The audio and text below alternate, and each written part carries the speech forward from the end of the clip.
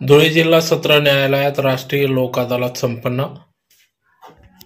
सामंजस्य आणि तडजोडीने जीवन सुखी बनवूया, चला आपण लोक न्यायालयाच्या मार्गाने जाऊया, हा उद्देश डोळ्यासमोर ठेवत आज जिल्हा विधी सेवा प्राधिकरण धुळे यांच्या संयुक्ताने सदरची राष्ट्रीय लोक अदालत घेण्यात आली। बँक वसुली प्रकरण, कामगार वाद प्रकरण, वीज पाणी यांच्या देयकाबाबतची प्रकरणे, इतर फौजदारी तडजोडी पात्र वैवाहिक व इतर दिवाणी प्रकरणे, फौजदारी तडजोड पात्र प्रकरण, अपघात न्यायीकरणाबाबतची प्रकरणे, वैवाहिक वादाबाबतची प्रकरणे, भूसंपादन बाबतची प्रकरणे, नोकरीबाबतची प्रकरणे, प्रामुख्याने पगार, इतर भत्ते व निवृत्तीबाबतचे फायदे अशा विविध प्रकरणांचे या लोक अदालतीत सदर प्रकरण निकाली काढण्यात आले।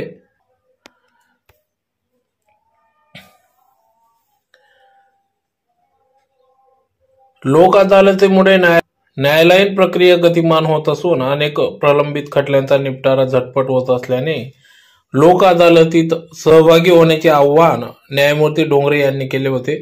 आज दिनांक 7 मे 2022 रोजी अखिल भारतीय स्तरावर राष्ट्रीय लोक अदालतीचे आयोजन करण्यात आले होते।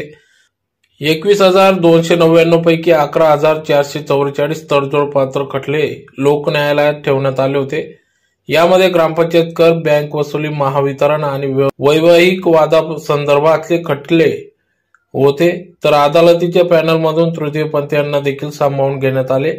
आजच्या या पॅनलमध्ये पार्वती जोगी, स्वरा जोगी, शुभांगी पवार यांचा देखील समावेश होता।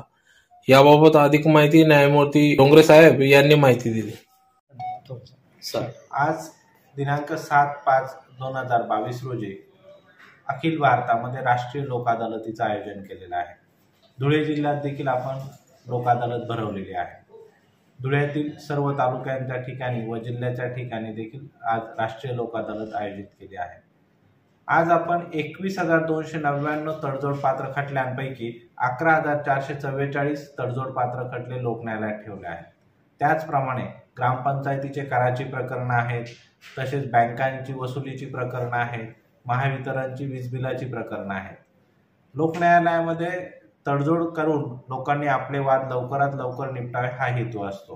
पण सगळ्यात महत्त्वाचं म्हणजे वैवाहिक वादांची जी तडजोड होते ती खूप महत्त्वपूर्ण असते। आज 10 वर्षापासून प्रलंबित असलेला एक वैवाहिक वाद कौटुंबिक न्यायालयामध्ये तडजोड होऊन ती स्त्री तिच्या पतीसोबत 10 वर्षानंतर नांदायला गेलेली आहे। हे लोक अदालतीचं सगळ्यात मोठं यश मला वाटतं।